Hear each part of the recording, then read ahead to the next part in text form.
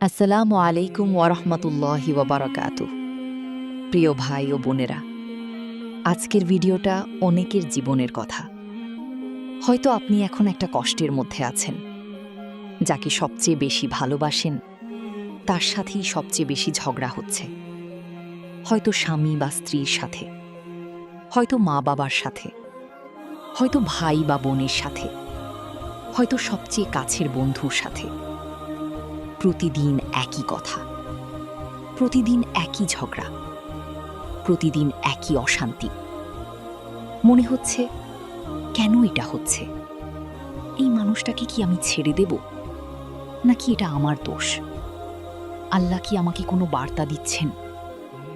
প্রিয় ভাই ও বোনেরা, আজকের ভিডিওতে এই প্রশ্নের সম্পূর্ণ ইসলামিক উত্তর দেব, কুরআনের আলোকে, সহিহ হাদিসের আলোকে।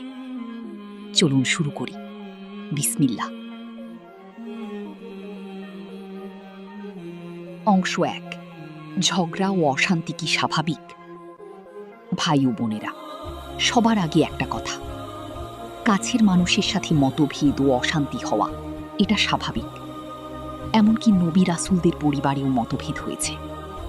রাসূল সাল্লাল্লাহু আলাইহি ওয়াসাল্লামের স্ত্রীরা কখনো কখনো একে অপরের সাথে মতভেদ করতেন। এটা মানবিক। আল্লাহ বলেছেন, আমি তোমাদের একজনকে অপরজনের মাধ্যমে পরীক্ষা করি। সূরা আনাম ৫৩। মানে কাছের মানুষ আপনার পরীক্ষা। ঝগড়া মানেই সম্পর্ক শেষ নয়, ঝগড়া মানেই সে আপনার জন্য ভালো নয়, তা নয়। কিন্তু যখন প্রতিদিন ঝগড়া হচ্ছে, শান্তি নেই, ক্লান্তি আসছে, তখন ভাবতে হবে এর পেছনে কারণ কি এবং আল্লাহ কিসের ইঙ্গিত দিচ্ছেন। অংশ ২, ঝগড়া ও অশান্তির কারণ কি হতে পারে? ভাই ও বোনেরা, ঝগড়া ও অশান্তির কয়েকটি কারণ বুঝি। কারণ ১, শয়তানের কুমন্ত্রণা। রাসূল সাল্লাল্লাহু আলাইহি ওয়াসাল্লাম বলেছেন, ইবলিস তার সিংহাসন পানির উপরে রাখে, তারপর সে তার বাহিনী পাঠায়। সবচেয়ে বেশি মর্যাদা পায় সে যে সবচেয়ে বড় ফিতনা ঘটায়। একজন এসে বলে, আমি এটা করেছি, এটা করেছি। ইবলিস বলে, তুমি কিছুই করনি। তারপর একজন এসে বলে, আমি স্বামী স্ত্রীকে আলাদা না করা পর্যন্ত ছাড়িনি।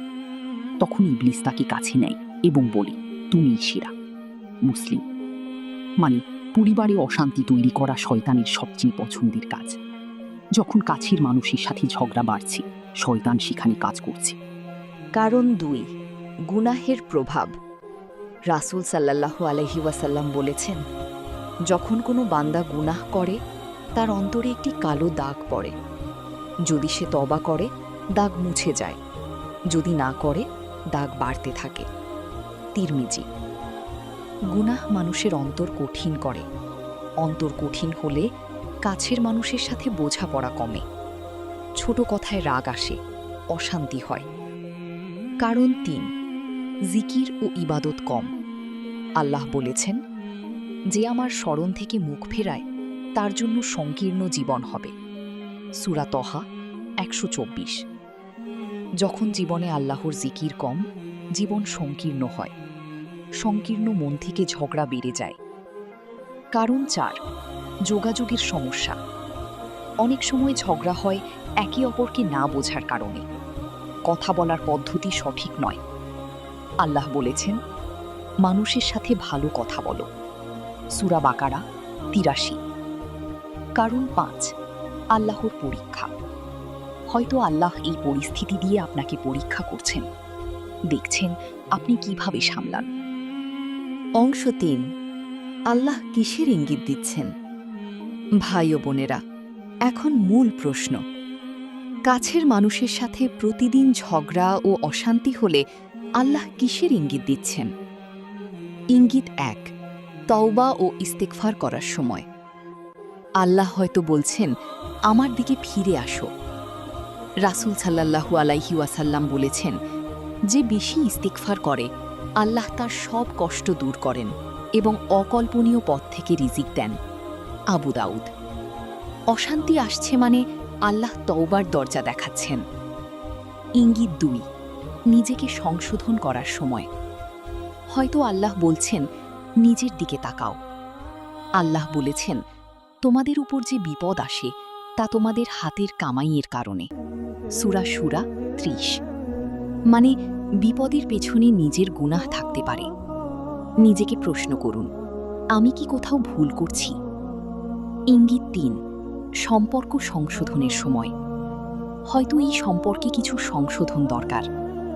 রাসূল সাল্লাল্লাহু আলাইহি ওয়াসাল্লাম বলেছেন, তোমরা কি চাও না যে আল্লাহ তোমাদের ক্ষমা করুন? তাহলে তোমরাও পরস্পরকে ক্ষমা করো। সূরা নূর ২২।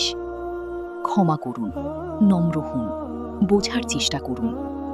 ইঙ্গিত ৪, আল্লাহ কাছে সাহায্য চাওয়ার সময়। হয়তো আল্লাহ বলছেন, আমার কাছে চাও। আল্লাহ বলেছেন, নামাজ ও ধৈর্যের মাধ্যমে সাহায্য চাও। সূরা বাকারা ৪৫। অশান্তিতে আল্লাহ কাছে যান, তাহাজ্জুদে উঠুন, বলুন, ইয়া আল্লাহ, এই সম্পর্ক ঠিক করে দাও। আচ্ছা, অংশ ৪, ঝগড়া কমানোর ইসলামিক উপায়। ভাই ও বোনেরা, এখন বলি ঝগড়া কমাবেন কিভাবে। উপায় ১, রাগ নিয়ন্ত্রণ করুন। রাসূল সাল্লাল্লাহু আলাইহি ওয়াসাল্লাম বলেছেন, শক্তিশালী সে নয় যে কুস্তিতে জেতে, শক্তিশালী সে যে রাগের সময় নিজেকে নিয়ন্ত্রণ করে। বুখারী ও মুসলিম। রাগ আসলে দাঁড়িয়ে থাকলে বসুন, বসে থাকলে শুয়ে পড়ুন, ওযু করুন, আউযু বিল্লাহি মিনাশ শাইতানির রাজিম পড়ুন। উপায় ২, নরম কথা বলুন। আল্লাহ বলেছেন, ভালো ও মন্দ সমান নয়, মন্দের জবাবে ভালো দিয়ে প্রতিউত্তর করো। সূরা ফুসসিলাত ৩৪। কঠিন কথার জবাবে নরম কথা বলুন। রাসূল সাল্লাল্লাহু আলাইহি ওয়াসাল্লাম বলেছেন, নরম কথা সদকা। বুখারী। আচ্ছা, উপায় ৩, ক্ষমা করুন। রাসূল সাল্লাল্লাহু আলাইহি ওয়াসাল্লাম বলেছেন, ক্ষমা করলে সম্মান বাড়ে। মুসলিম। ক্ষমা করা কঠিন, কিন্তু ক্ষমায় সম্পর্ক টিকে। উপায় ৪, একে অপরের জন্য দোয়া করুন। অনেকে মনে করেন ঝগড়ার সময় দোয়া করা যায় না, কিন্তু এটা ভুল।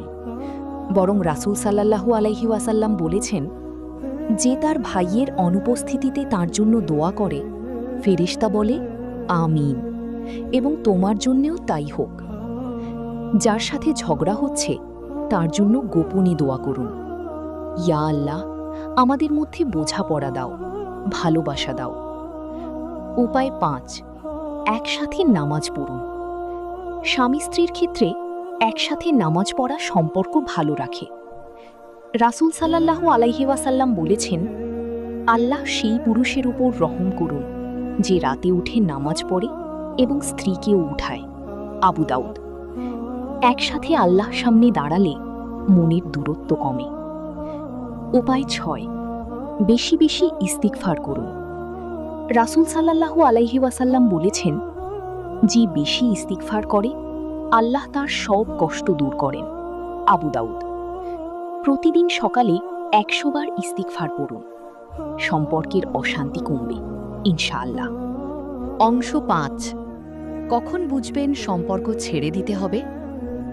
ভাই ও বোনেরা, এটা অনেক কঠিন কিন্তু জরুরি প্রশ্ন। কখন বুঝবেন এই সম্পর্ক ছেড়ে দিতে হবে? প্রথমেই বলি, বিয়ের সম্পর্কে যত চেষ্টা সম্ভব করুন, সহজে ছাড়বেন না।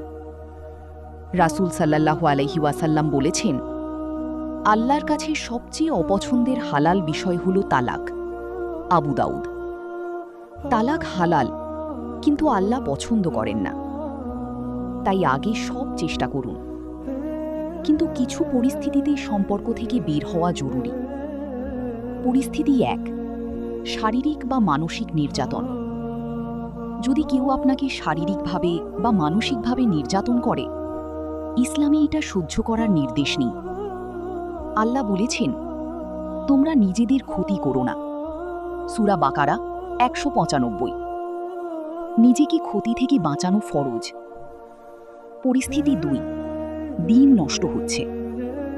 যদি এই সম্পর্কের কারণে আপনার দিন নষ্ট হচ্ছে, নামাজ ছুটছে, গুনাহে পড়ছেন, তাহলে এই সম্পর্ক আপনার জন্য ক্ষতিকর। পরিস্থিতি ৩, সব চেষ্টার পরেও পরিবর্তন নেই। বারবার চেষ্টা করেছেন, আলিমের পরামর্শ নিয়েছেন, দোয়া করেছেন, তবুও পরিস্থিতি একই। তাহলে বিশ্বস্ত আলিমের পরামর্শ নিন। অংশ 6, শান্তির জন্য কি আমল করবেন? ভাই ও বোনেরা, এখন বলি ঘরে শান্তি ফেরাতে কি আমল করবেন।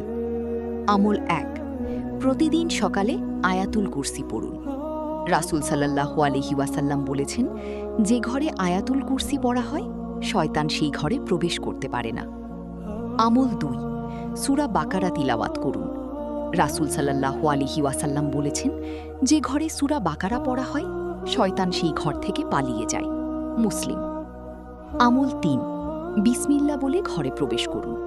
রাসূল সাল্লাল্লাহু আলাইহি ওয়াসাল্লাম বলেছেন, যখন কেউ ঘরে প্রবেশ করার সময় ও খাওয়ার সময় আল্লাহর নাম নেয়, শয়তান বলে এখানে রাত কাটানোর ও খাওয়ার জায়গা নেই।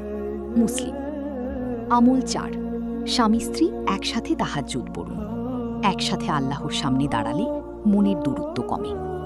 আমল 5, একে অপরকে সালাম দিন।